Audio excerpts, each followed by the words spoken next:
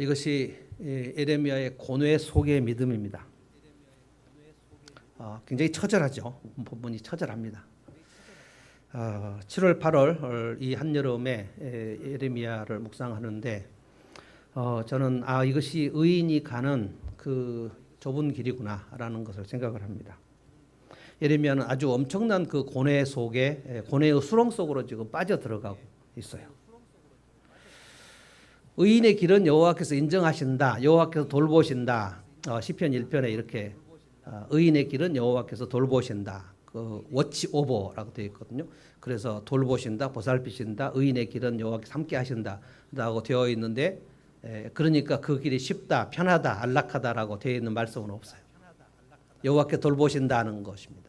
그런데 쉬운 길이 없습니다. 인생에서 가장 소중한 것을 우리가 얻으려고 할 때 쉽게 얻을 수 있는 건 하나도 없습니다. 우리가 시험을 볼 때 얼마나 우리가 애를 써야지 높은 점수를 받는지 우리 학교 다닐 때 다 해봤죠. 정말 내가 애를 썼는데도 원하는 점수를 얻지 못했을 때 얼마나 많은 그 낙담이 되는지요. 그래서 좀 좋은 학교, 내가 들어가고 싶은 직장에 들어갔을 때 그 노력에 대한 보상에 대해서 얼마나 우리가 그 감격하고 자축하고 합니까? 입시나 직장이나 쉽게 들어갈 수 있는 거 아무것도 없어요. 그런데 이제 여러분 결혼을 해보셨으니까 아마 해보신 분도 있지만 결혼이 얼마나 어렵습니까? 쉬운 것이 하나도 없어요. 결혼은 그 상대방의 가정과 하는 것이거든요. 그러니까 우리 둘이는 정말 사랑하고 좋은데 로미오가 줄리엣처럼 그 가정은 원수인 것도 있는 것이거든요.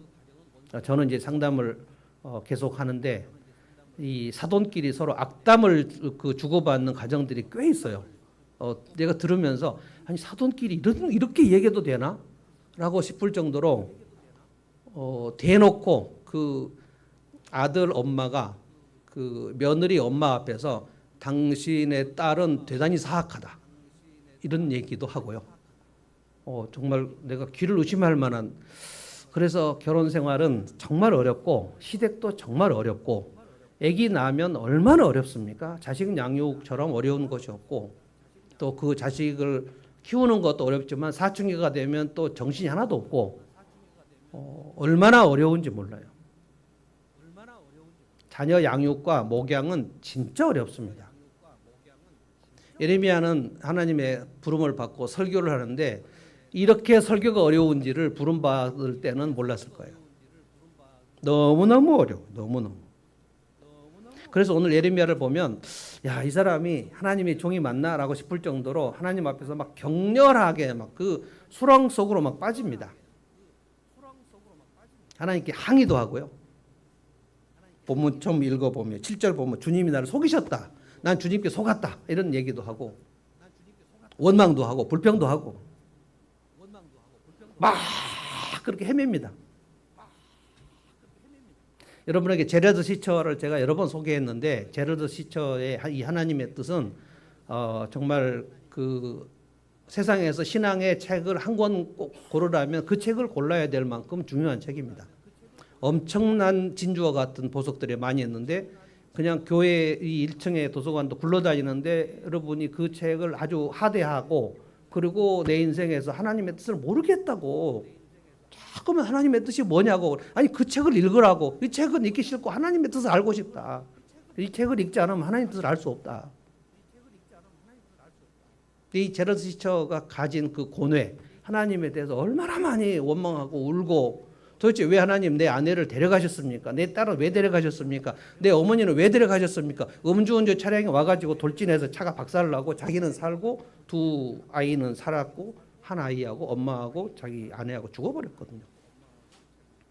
내가 무슨 범죄를 저질렀는가 너무너무 고통스러운 시간에 그리고 그 주옥 하나님의 뜻이라는 책을 썼단 말이에요. 예레미야가 제가 이제 쭉 20장까지 읽어보니까요. 우리 이제 8월 말에 되면 예레미야 25장까지 해서 좀 끝나더라고요. 그리고 이제 시편으로 넘어가던데 두 가지 모습이 아주 상반된 모습이 나옵니다. 하나님 앞에서 정말로 격렬하게 항의하면서 이제는 못하겠다. 하나님 이제 설교 안 하겠습니다. 제가 얼마나 감정이입이 많이 됐는지 몰라요. 못 해먹겠다. 어떤 사람은 대통령 돼가지고 대통령 못 해먹겠다 해서 엄청 욕을 얻어먹었지 않습니까? 네, 목회도 제가 한 30년 해보니까 진짜 못할 짓이에요. 속이 막 썩어 들어가는 것 같아요. 누구 때문에 그럴까요? 그래서 못하겠다. 하나님 더 이상 못하겠다. 그런데 또 다시 일어나갖고 막 주님을 막 찬양하고 그래요. 약간 미친 거 아닌가 싶을 정도로 아주 상반된 감정으로 막 오락가락합니다. 이번 주일에 이 말씀을 그 실제를 알려드려야 되겠다. 아마 초신자들은 이 말씀이 다가오지 않을 수도 있습니다. 이런 영적 수렁과 고뇌에 빠져보려면 누군가를 양육을 해봐야 됩니다. 내가 한 사람도 양육을 해보지 않았다. 그런데 이제 목양은 안 해봤어도 자식을 키워보신 분들은 좀 공감할 수 있습니다. 진짜 힘드니까. 자식 키우는 것과 목양은 누군가를 이끄는 일을 하는 사람은 심지어 반장 한 번만 해봐도 얼마나 어려운지 몰라요. 그 두 가지.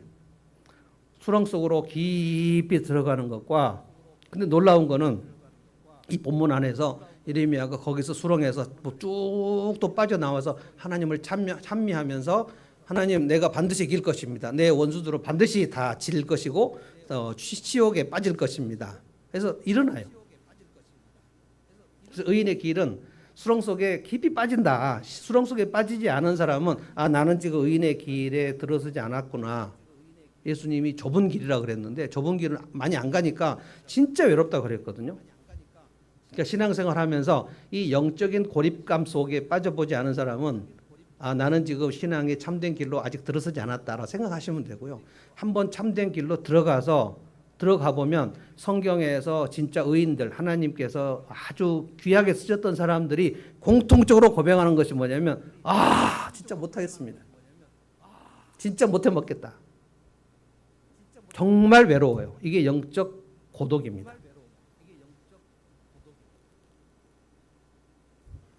그리고 찬양으로 일어납니다. 먼저 수렁 속에 빠지는 모습을 좀 살펴봅시다. 영적 고독 7절 한번 다 같이 읽어볼까요? 7절에 이런 말을 여러분 하나님 앞에 기도하면서 혹시 해보셨나요? 다 같이 한번 읽어볼까요? 시작. 주님께서 나를 속이셨으므로 내가 주님께 속았습니다. 주님께서는 나보다 더 강하셔서 나를 이기셨으므로 내가 조롱거리가 되니 사람들이 날마다 나를 조롱합니다.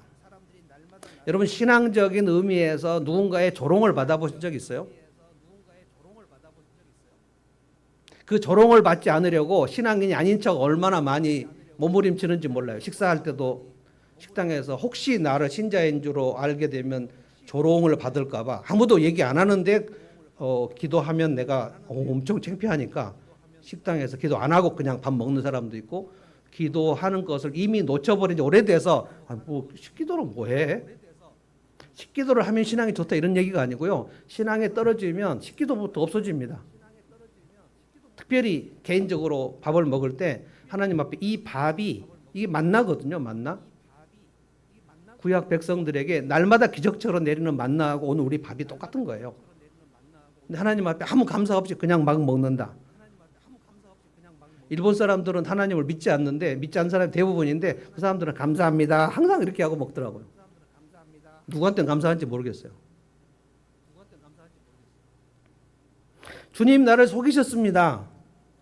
그러니까 이게 무슨 뜻이냐면은 선지자로 나를 부르실 때 이 정도까지 힘든지 몰랐는데 왜 이런 거 안 알려주셨냐 이런 뜻이에요. 저는 30대 초반이나 중반에 그 목사 안수식 할 때 목사 안수를 받는 젊은 목사님들 물론 저도 마찬가지입니다. 저 31살에 목사 안수 받았는데 이렇게 힘든지 몰랐어요.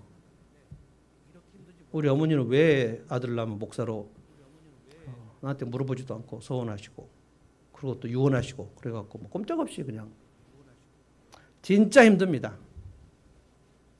여러분 결혼생활 한 30년쯤 해보신 분들이 그 결혼식 하는 신랑 신부에게 뭐라고 얘기할 수 있습니까? 진짜 행복하겠다. 근데 오늘만 그래. 결혼식 준비하는 사람들은 이 결혼식장에 대해서 얼마나 신경을 쓰는지 몰라요. 꽃을 요걸로 할까 저걸로 할까 뭐 부케를 어떻게 할까 아무 소용없어요. 부케를 진짜 멋있는 걸로 하면 결혼식을 행복합니까? 말도 안 되는 소리입니다. 면사포를 어떤 게 할까? 이것이 좋은가? 이것이 좋은가? 여기는 조금 리본이 올라갔네. 이게 좀 내려왔네. 이거 가지고 막 엄청나게 많은 뭐 컴플레인을 하고 막 이걸 바꿔달라 하고 막 이게 이쁜가 또 뭐 입어보고 접어보고. 그러나 결혼 생활을 준비해야지 결혼식을 준비하면 여지없이 깨집니다. 엄청 어렵습니다. 예레미야가 주님이 나를 속이셨다고 지금 얘기하는 거예요. 그런데 이제 개역 성경에서는 주님이 나를 권유하셨다라고 표현했는데 좀 여러 가지 그 의미상 이렇게도 번역할 수 있고 저렇게도 번역할 수 있는 것 같아요. 주님이 나를 권고하셨고 권유하셔서 내가 주님의 권유를 받았습니다. 그래서 주님이 나한테 해보라 그래갖고 선지하지 않았습니까? 그런데 이제 새 번역은 주님 나는 속았습니다. 이렇게 힘들다고 미리 말씀해 주셔야지. 어떻게 이렇게 힘들다고 말씀해 주시지 않고 마치 이게 좀 평탄한 길일 것처럼 얘기하셨냐. 하나님이 사실 속이신 것도 아니에요. 이사야 예레미야가 뭐라고 하셨다고요? 이 백성들이 듣기는 들어도 깨닫지 못하고 보기는 보아도 알지 못할 것이다 라는 말씀을 하셨어요. 근데 그 말이 무슨 말인지는 몰랐던 거예요. 왜 그렇게 힘들어 하냐면은 7절 맨 마지막 보십시오. 내가 조롱거리가 됐습니다. 사람들이 나를 날마다 조롱합니다. 예레미야는 완전히 왕따입니다. 그때.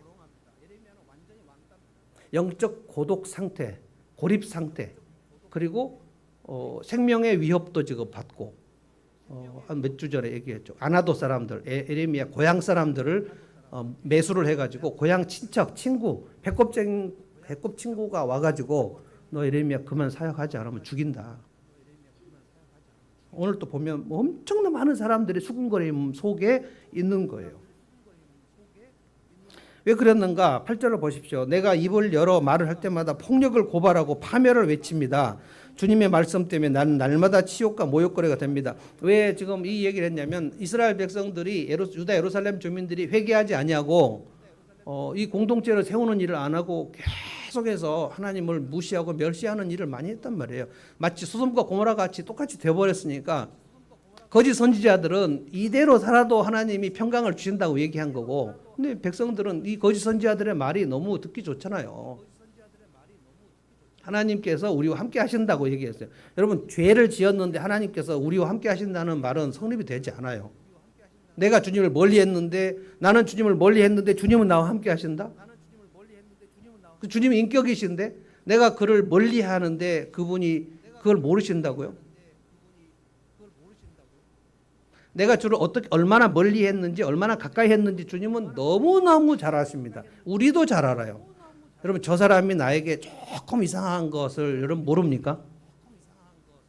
조금만 이상해도 저 사람 왜 저러지? 우리가 모릅니까? 걔도 알아요. 걔도. 하나님의 백성들인데 하나님의 말씀이 선포될 때 정말 싫어했단 말이에요. 너도 이렇게 하면 파멸이다. 이렇게 하면 황폐하게 된다. 이렇게 하면 예루살렘 초토화되고 바벨론 포로로 끌려간다. 내일 본문에 이제 보면 정식으로 예레미야가 이스라엘 백성들에게 내가 23년 동안 너희들에게 회개하면 살 길이 있다고 얘기했는데 그렇게 하지 아니하니 이제 바벨론 포로가 결정됐다. 이제 바벨론 군대가 쳐들어올 것이고 너희들은 바벨론 포로로 가서 10년 동안 거기서 포로 생활하다가 돌아오게 될 것이다. 이 선언을 하니까 거짓 선지자들이 예레미야 말은 거짓말이다. 우리는 절대로 바벨론의 포로 끌려가지 않는다. 예루살렘 성전이 우리와 함께 했는데 우리가 반드시 승리한다 라고 얘기하니까 백성들이 전부 거짓 선지자들의 말을 다 듣고 예레미야는 왕따란 말이에요. 그러니까 참 선지자는 이 하나님이 주신 말씀을 이 애누리에서 얘기할 수가 없어요. 설교를 할 때요, 이 본문이 하나님께서 무섭게 훈계하시고 책망하시는 본문이면 설교자도 그 템포에 따라서 그 흐름에 따라서 무서운 메시지를 할 수밖에 없습니다. 하나님이 소망과 위로를 주시는 메시지를 하셨으면 이 본문을 그대로 소망과 위로의 메시지를 할 수밖에 없습니다. 근데 이제 설교자가 애누리를 하려면 분명히 무섭고 아주 훈계가 가득한 본문인데 이렇게 하면 망한다라는 말씀을 하는데 설교자가 이 말씀을 애누리 해갖고 마사지를 해버려요. 왜냐하면 교인들이 듣기 싫어하니까. 교인들이 듣기 싫어하면 내 입지가 곤란해지니까. 그래서 분명히 부정적인 의미의 메시지인데 긍정적으로 얘기를 해버려요. 본문을 마사지하는 겁니다. 참 선지자들은 그렇게 할 수 없어요. 이렇게 얘기하면 백성들이 싫어할 줄 아는데 그 얘기를 그대로 가감없이 하는 겁니다. 이게 참 선지자예요. 여러분들은 잘 모르지만 이 목사들은 동종업계에 있는 사람들은 금방 알 수 있어. 아, 저 새끼 거짓말한다. 진짜 쓰레기네. 알 수 있어요. 교인들도 알 수 있어야 되는데 잘 모릅니다. 저는 굉장히 분노가 막 일 때도 많아요. 아, 저거 사기치는 건데.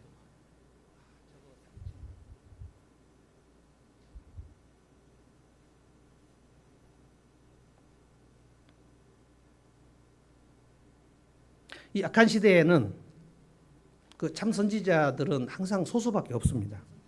그래서 외로움과 고립감에 시달릴 수밖에 없어요. 예레미야는 굉장히 수렁 속으로 들어갑니다. 내가 더 이상은 설교를 하지 않는 것이 낫지 않나?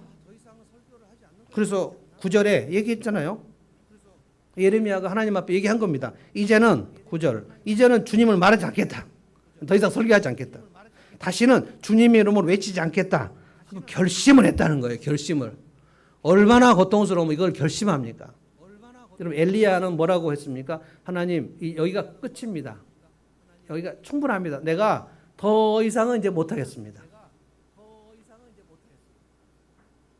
남녀의 이별을 노래하는 그 노래 중에 누군가 가수는 모르겠는데 여기까지인가 뭐 이거 있었죠.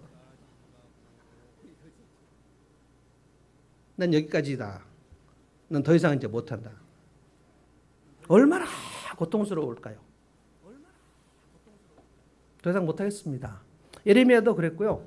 저는 이 예레미야를 이번에 묵상하면서 노아를 많이 생각했어요. 노아는 120년입니다. 비 한 방울 오지 않는 120년 동안 하나님의 말씀하고 이 현실은 정반대예요.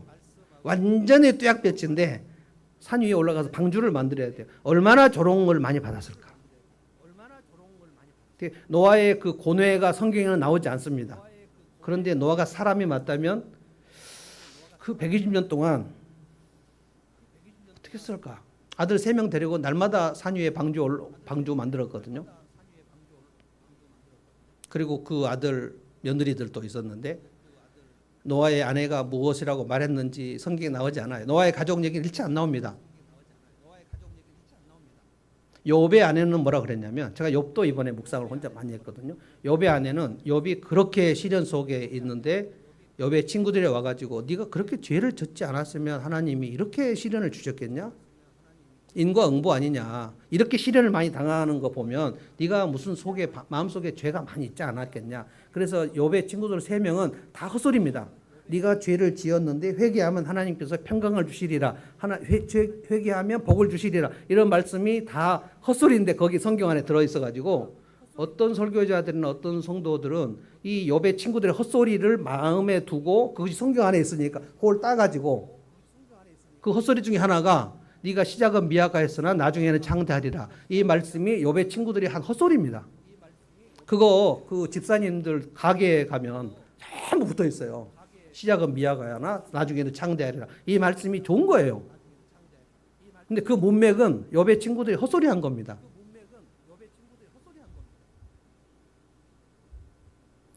얼마나 힘들었는지 내가 그만할 거다. 그랬는데 제가 읽어보겠습니다. 9절. 이제는 주님을 말하지 않겠다. 다시는 주님의 이름으로 외치지 않겠다 하고 결심하여 보지만 그때마다 주님의 말씀이 나의 심장 속에서 불타는 듯 타올라 뼛속에까지 타들어가니 내 견디다 못해서 그만 또 항복을 합니다. 할게요. 막 엎치락뒤치락 하는 거예요. 노아가 얼마나 힘들었을까? 한나가 얼마나 힘들었을까? 한나는 마음이 원통한 여자라고 자기가 얘기했는데 거기에 엘리 제사장, 홈리와 비느하스, 게차방 같은 제사장들이 있는 그곳, 영적으로 완전히 타락한 상태에서 한나 혼자 기도를 했거든요. 얼마나 외로웠을까? 근데 한나의 기도를 하나님 들으셔서 사무엘을 주셨고 사무엘이 이스라엘을 회복시키지 않았습니까? 결국 사무엘과 다윗이 이스라엘을 회복했는데 400년의 그 암흑을 한나의 기도로 그 회복시킨 거거든요. 근데 혼자밖에 없었어요. 한나하고 같이 기도를 했다는 사람의 기록이 나오지 않습니다. 그러니까 노아나 한나나 엘리야나 에레미야나 이렇게 진심으로 하나님의 길을 갔던 사람들은 다 영적 고독, 절대적인 고독 속에서 있어요. 뭐 여호수아 같은 사람은 행복한 거예요. 갈렙이 있었으니까. 다윗도 살짝 행복했습니다. 요나단이 있었습니다. 그런데 헤어졌죠. 그리고 요나단이 전사했다는 소식을 들을 때 다윗이 얼마나 그 막 뼛속같이 고통이 있어요. 애가를 또 부르지 않았습니까? 요나단이 죽었어. 다윗과 요나단은 한 15살 위입니다. 굉장히 요나단이 나이가 훨씬 더 많은데 둘이 아주 강력한 마치 여인의 사랑처럼, 그래서 혹시 다윗과 요나단이 동성애를 한 것이 아닌가 싶을 정도로 요나단이 다윗을 정말 사랑했다 그랬어요. 그건 뭐냐면 믿음이 레벨이 같은 사람을 한 명을 만났는데 너무너무 희귀한 친구를 만난 거예요. 요나단도 사울의 아들인데 너무너무 외로운, 요나단의 믿음을 같이 보필해 준 사람을 성경에서 사무엘상에서 보지 못합니다. 그러니까 요나단 혼자, 아버지 사울은 개차반 같고 하나님이 죽이시려고 계획하고 있는데 요나단은 다윗의 믿음하고 똑같대요. 근데 다윗이 블레셋 장수 골리앗을 쳐부수는 것을 보면서 그 믿음의 고백을 합니다. 내가 사자의 발톱과 곰의 발톱에서 하나님의 구원하심을 받았는데 저 할례 받지 못한 저 골리앗, 저 놈을 내가 처치를 못합니까? 그게 다윗이 15살 정도 될 때입니다. 얼굴이 붉었다 그랬어요. 청소년이라면 중학교 2학년 정도 된단 말이에요. 30살쯤 요나단이 15살쯤 되는 다윗을 보는데 요나단도 지금 골리앗을 무찌르는데 아버지 내가 나가겠습니다 말 못하고 있는 상황이에요. 근데 다윗이 저렇게 나갔는데 쟤 뭐지? 얼마나 사랑했다고 됐는지 몰라요. 그러니까 다윗과 요나단 그거는 행복한 거고 잠깐 있었고, 여호수아 갈렙은 40년간 그 모세 밑에서 계속해서 모세를 죽이려고 했던 이스라엘 백성들의 그 200만 정도의 무리 속에서 2명이 끝까지 있었어요. 여러분 모세 그때 아까 우리 찬양 처음에 했는데 지금은 엘리야 때처럼 지금은 모세처럼 굉장히 패역한 때입니다. 엘리야 때는 아합과 이세벨이 있었을 때고요. 여호와의 선지자를 죽일 때고요. 모세 때는 출애굽한 백성들이 모세를 단체로 그 반역을 하던 때입니다. 그러니까 지금은 엘리야 때처럼, 아까 제가 찬송하면서 엘리야 때 굉장히 패역했는데 지금은 다윗 때처럼 회복, 요거는 말이 맞는데 지금은 엘리야 때처럼 하는데 제가 가사가 안 나오려고 그래요. 지금은 모세 때처럼 언약 받고 그 밑에서 금송아지 만들었는데 이런 메시지를 제가 구약의 메시지를 툭툭 할 때 뭔 소리인지 모르겠다라고 하면 그 구약의 삶을 들어오셔야 돼요. 좀 무슨 소리지? 뭐 포로 후기 에스라 느헤미야 얘기할 때 가물가물하신 분들이 있을 거예요. 저도 그랬으니까 옛날에. 성경을 개인적으로 들어가서 읽어보고 거기에 대해서 의문을 품고 질문을 해보고 그렇지 않으면 평생 가도 가물가물합니다.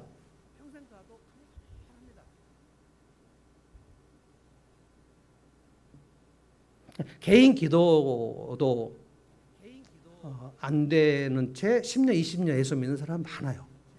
성경 덮어버리고 예수 믿는 사람 정말 많고요.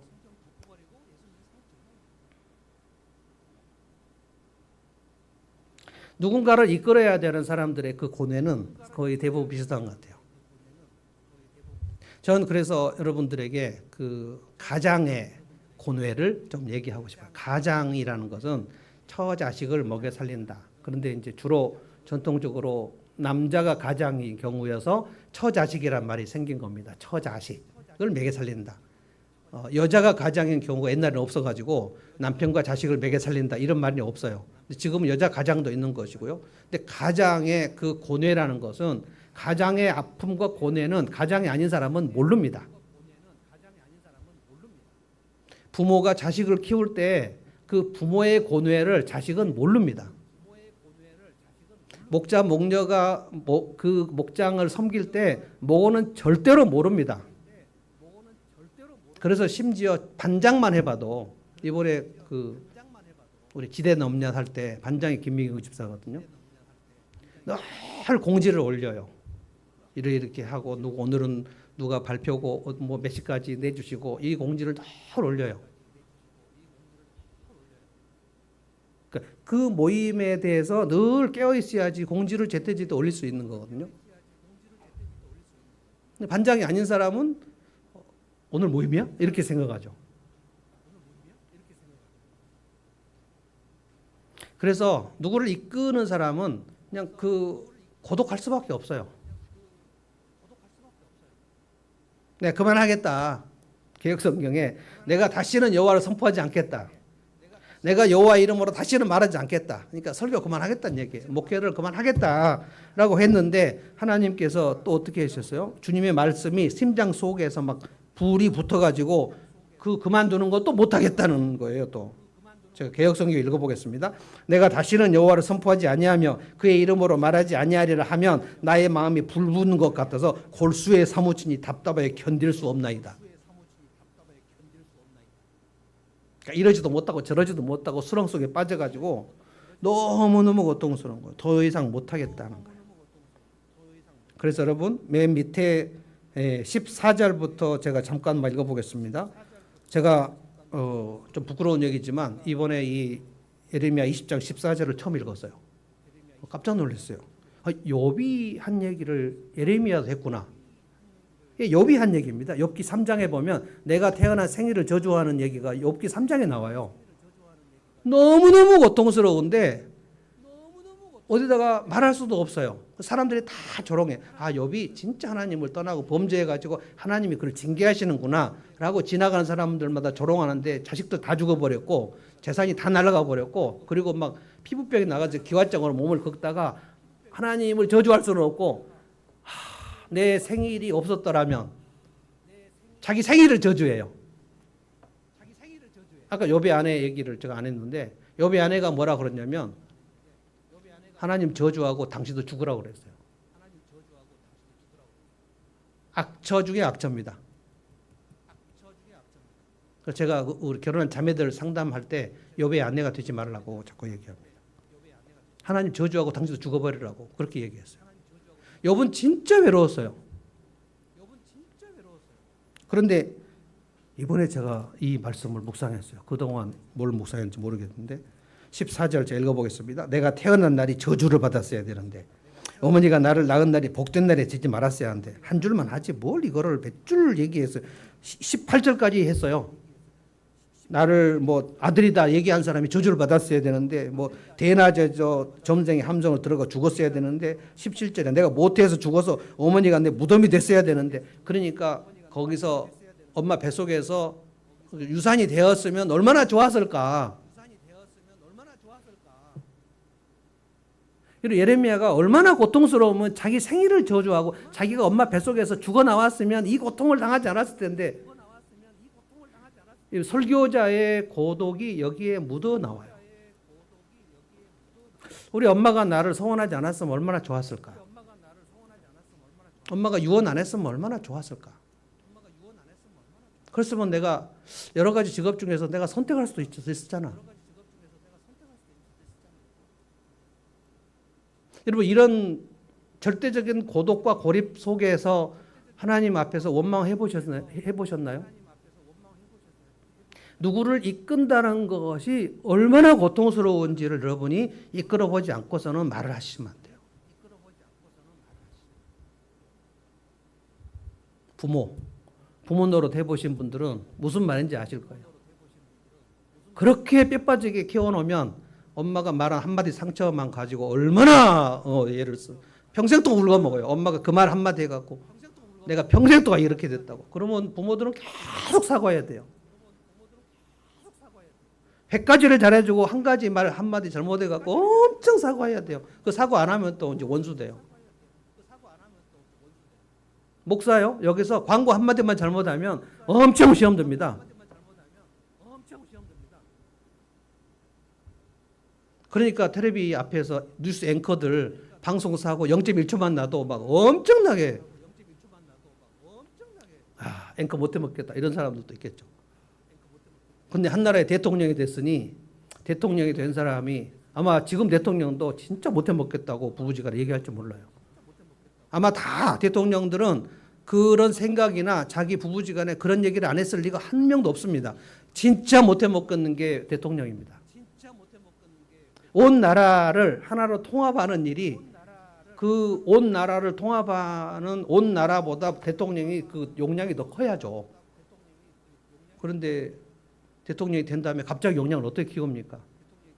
여러분 목자 목녀들 그 대답하지 마시고 생각만 해보십시오. 목자가 된 다음에 갑자기 용량을 키울 수가 있습니까? 진짜 죽겠거든요. 내가 원하는 사람을 이렇게 목원들을 쏙쏙 뽑을 수가 없잖아요. 근데 교회는 참 이상해요. 어떤 모임이든지 회원 가입할 때 그 멤버들이 이 사람을 심사하거든요. 근데 교회는 회원을 심사할 수 없어요. 당신은 좀 외모가 빈약하니까 회원이 안 됩니다. 이렇게 얘기할 수 없어요. 임시 회원도 없어요. 그냥 막 들어와요. 우리 교회도 오늘은 안 오셨는데 항상 오시는 분 있잖아요. 새벽에도 오시는 분들이 있거든요. 들어와도 되겠습니까? 물어보지도 않아요. 그리고 막 저기 있는 것도 막 가져가도 되는가? 이게 남의 교회잖아요. 가져가도 되는가 물어보고 가져간 사람이 없어요. 주보도 뭐 쓱 가져가. 뭐 기도문도 그냥 가져가요. 허락받지 않아요. 들어가도 되는가 물어보지도 않아요. 그리고 또 끝나면 또 금방 또 가버려요. 또 뭐 인사도 못해. 제가 잡지도 않을 건데.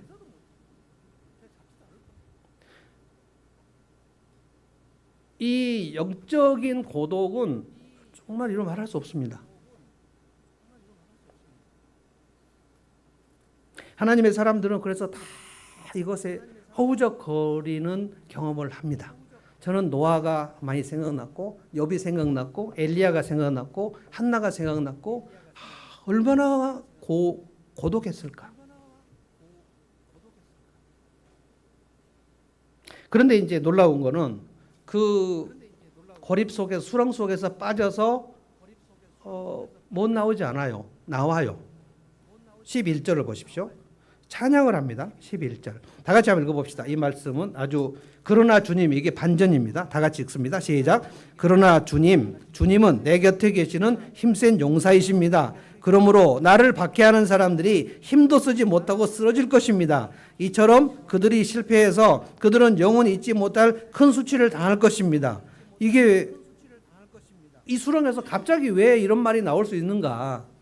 그러나 주님. 이게 시편에 아주 단골로 나오는 메뉴입니다. 굉장히 고통스러워서 허우적거리면서 하나님께 항의하고 막 원망하고 너 더 이상 못하겠다라고 얘기하다가 갑자기 그러나 주님이 어떤 분인가를 다시 또 묵상하니까 주님은 이 상황보다 훨씬 크시네요. 이게 약간 묵상이 안 된 사람은 이것을 할 수 없어요. 묵상을 하지 않으면 영적 수렁으로 들어가지도 않겠지만 들어갔다가 못 빠져나온 사람은 묵상이 안 된 사람이에요. 하나님을 묵상할 줄 알아야 돼요. 하나님이 어떤 분이신가를 여러분들이 묵상을 하면 찬양이 나옵니다. 하늘에 나는 새를 보라. 예수님 그랬죠. 들에 핀 꽃 한 송이를 보라. 오, 꽃이 예쁘게 피었네요. 이거 얘기하라고 한 게 아니고요. 그 꽃을 입히시는 주님의 솜씨를 거기서 보라는 거. 이건 영적 사고라고 하는 것입니다.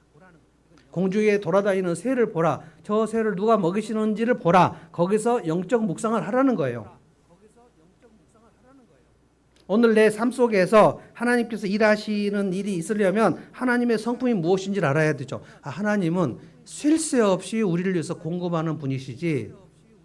구약에 40년 동안 광야에서 먹을 것이 없는데 매일매일 만나를 내리셨지. 그건 기적의 떡이었지.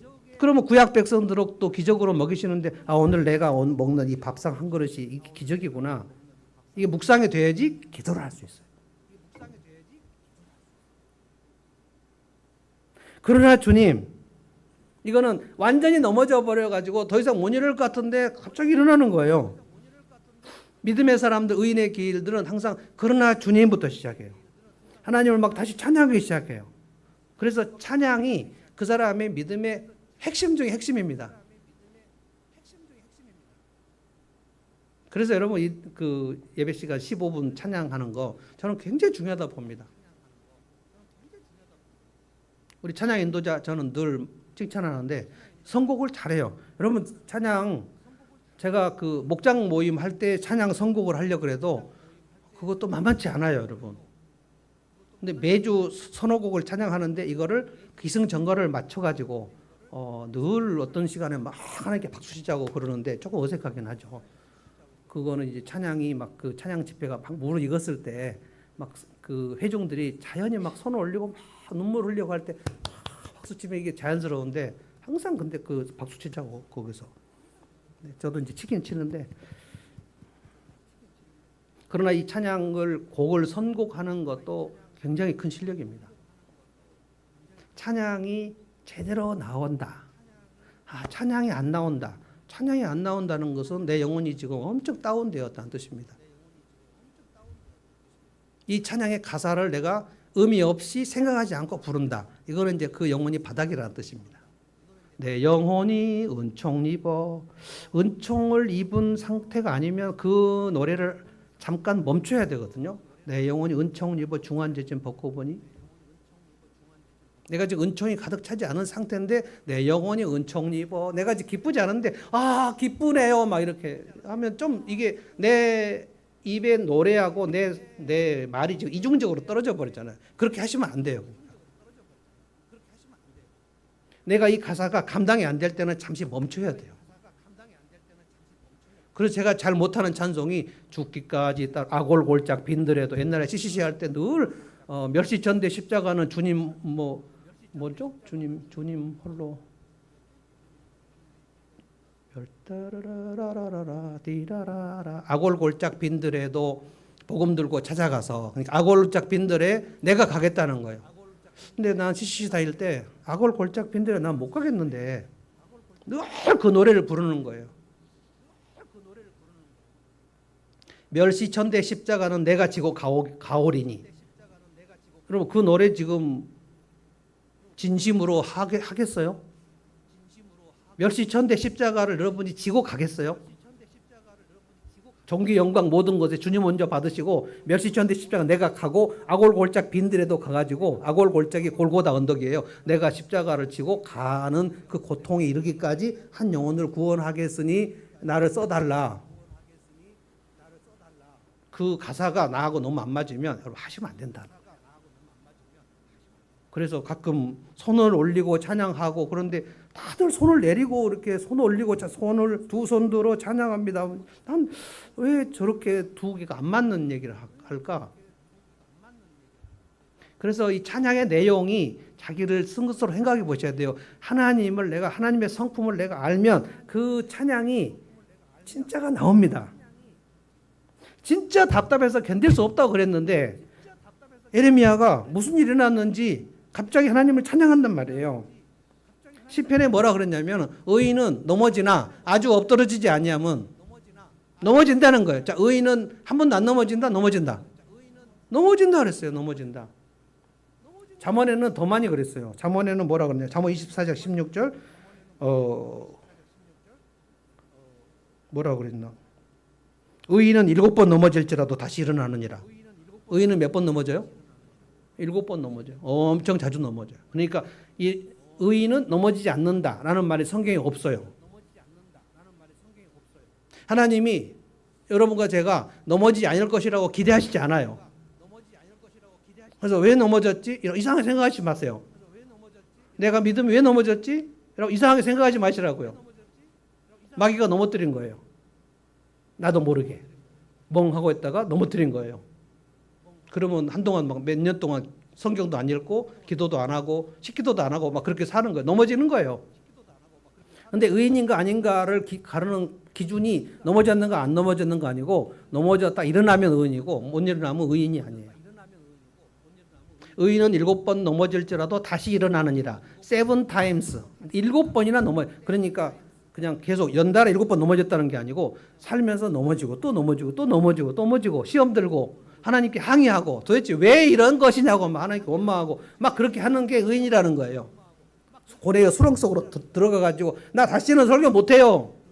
여기까지인가 보. 그렇게 막 그 레슬링을 하나님과 레슬링을 하는 사람이 악인이다라고 얘기 안 했단 말이에요. 하나님 안 계신 것 같아요.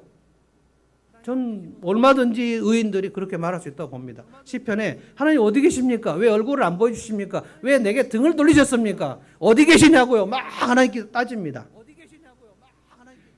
하나님의 부재. 근데 놀라운 것은 의인들은 꼭 일어나요. 의인은 7번 넘어질지라도 다시 일어나느니라. 의인은 넘어지나 아주 엎드러지지 아니하면 그게 뭐냐면 여호와께서 손으로 붙드심이로다. 그 시간에 그 수렁 속에서 하나님의 손을 다시 붙들어요. 하나님이 손을 잡고 계신 것을 알아요. 그걸 가지고 그 손 붙들고 다시 올라오는 거예요. 올라와요. 이게 의인이라는 거예요.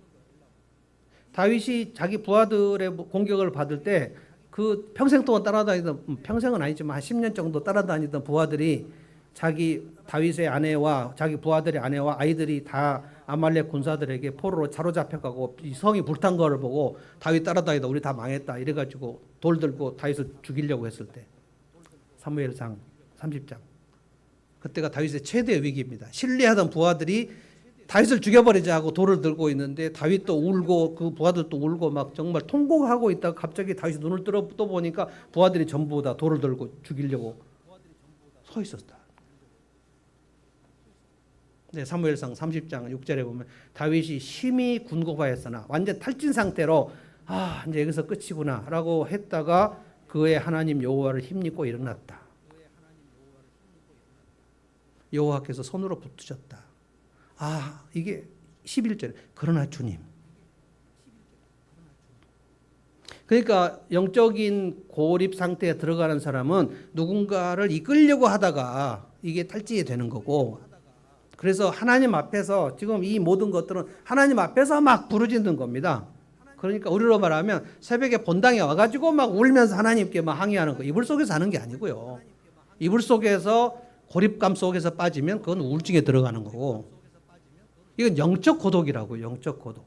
믿음으로 내가 살려고 하다가 조롱을 받고 믿음으로 살려고 하다가 욕을 먹고 내가 의인의 길로 갔기 때문에 죄인들이 악인들이 나를 포위해서 왕따시키는 그것을 지금 말하는 겁니다. 살기 힘들어가지고 우울증 빠지는 거 그걸 얘기한 게 아니고요. 우울증에는 영적 우울증이 있고 심적 우울증이 있어요. 심적 우울증은 상담받고 약 먹어야 되고 영적 우울증은 자기가 혼자 일어납니다. 그러나 주님, 주님이 여기에 계셨으니 그리고 주님이 나를 포기하지 아니하셨는데 내가 어떻게 저 사람들 포기합니까? 그래서 다시 목회를 하고 다시 목양을 하는 그 근거는 주님이 나를 목양하셨기 때문입니다. 주님이 나를 얼마나 사랑하셨을까? 그래서 주님이 나를 사랑하시는 게 그게 그 마음으로 느끼지 않는 사람들은 누구를 사랑할 수 없습니다.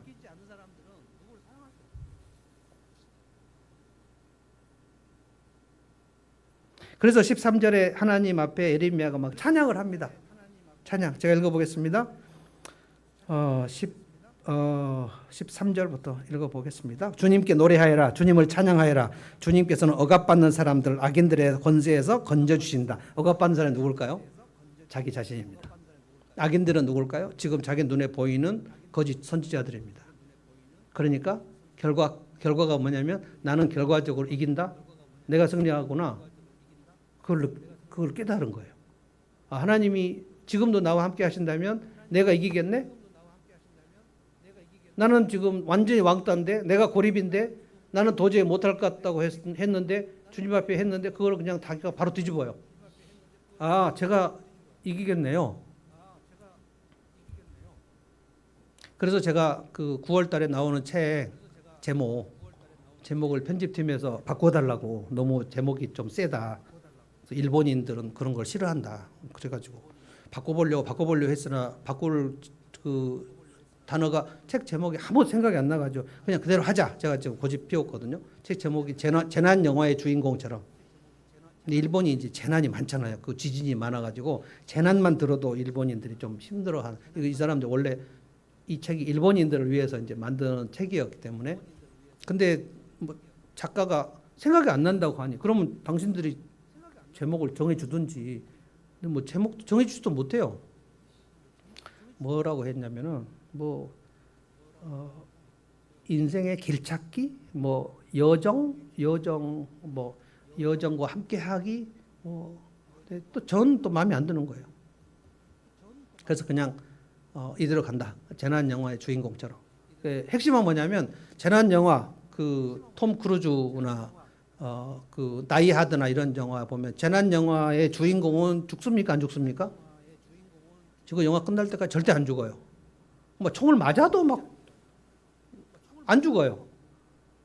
총을 탁 맞아서 쓰러졌는데 알고 보니까 여기에 무슨 탄피가 막 있어가지고 툭 하고 막 털고 일어나고 분명히 칼에 찔렸는데 화장실에서 막 좀 막 이렇게 틀고 나면 그 다음에 다시 또 악당들을 물리칠 수 있어요. 그리고 이제 이 재난 영화의 주인공들은 항상 뭘 하냐면 지금 여기서 막 괴물 영화 같은 거 있지 않습니까? 근데 그 출구가 막힌 상태에서 항상 재난 영화의 주인공은 그 출구를 찾자고 얘기해요. 근데 그 괴물한테 맨 먼저 그 잡혀서 죽는 사람은 출구가 없으니까 이거 다 망했다고 막 울어요. 막 울하고 울면서 우리는 다 망했어. 그런 사람을 괴물이 제일 먼저 잡아먹어요. 그런데 출구가 있을 거야라고 얘기하면서 막 그 출구를 찾아보는 사람은 그 사람이 주인공이에요. 톰 크루즈. 절대 안 죽어요. 톰 크루즈가 지금 60이 넘었대요. 이번에도 미션 임파서블 하는데 저는 그 영화를 못 봤는데 우리 혜진이가 영화를 보고 와서 60이 넘었는데 20대하고 똑같이 하더라는 거예요. 뭐지? 톰 크루즈는 무슨 약을 먹는 건지 모르겠는데. 재난 영화의 주인공. 그러니까 내가 이 인생에서 마지막에 승자가 될 걸? 난 안 죽겠네. 왜요? 하나님이 손으로 붙드시는 것을 지금 예레미야가 경험을 했어요. 예레미야 진짜 안 죽습니다. 예레미야가 예루살렘이 토토화될 때 그 느부갓네살 왕이 안 죽여옵니다. 왜냐하면 바벨론에게 항복하라 그래가지고 느부갓네살 왕이 이 예레미야가 친 바벨론인 줄 알아요. 그래서 굉장히 좋은 대우를 해줍니다. 그래서 예레미야는 끝까지 안 죽어요. 그래서 이것이 고뇌 속의 믿음입니다. 그러니까 정말 수렁 속에 들어가서 고립 속에서 들어가서 괴롭고 답답하고 주님 더 이상 못하겠습니다. 이 패턴이 계속 반복되다가 항상 그러나 주님은 나와 함께 하십니다. 주님이 나를 도와주시는 줄로 믿습니다. 그래서 찬양을 합니다. 12절을 제가 읽어보겠습니다. 만군의 주님은 의로운 사람을 시험하시고 생각과 마음을 감찰하시는 분이십니다. 그 중심에 하나님을 의지하는 믿음이 있는 사람, 그것을 감찰하세요. 하나님은 지금도 우리 믿음을 감찰하십니다. 그 중심에 하나님을 의지하는 마음이, 믿음이 있는가 없는가, 그 중심에 있는가 변두리에 있는가, 그 마음 바깥에 있는가, 주님은 다 감찰하십니다. 여러분이 예수님을 영접해도 중심에 영접하지 않은 사람이 있고요, 중심에 영접하는 사람이 있고요, 예수를 믿고 나서도 변두리에서 계속 중심으로 돼서 주님은 내 중심이시고 주님은 내 힘이시고 주님이 계시면 나는 다시 일어날 수 있고, 이런 고백, 이게 찬양이 있으면 여러분은 지금 예레미야 같이. 그런데 문제는 그런 사람은 항상 고독 속으로 들어갑니다. 동역자가 많지 않아요.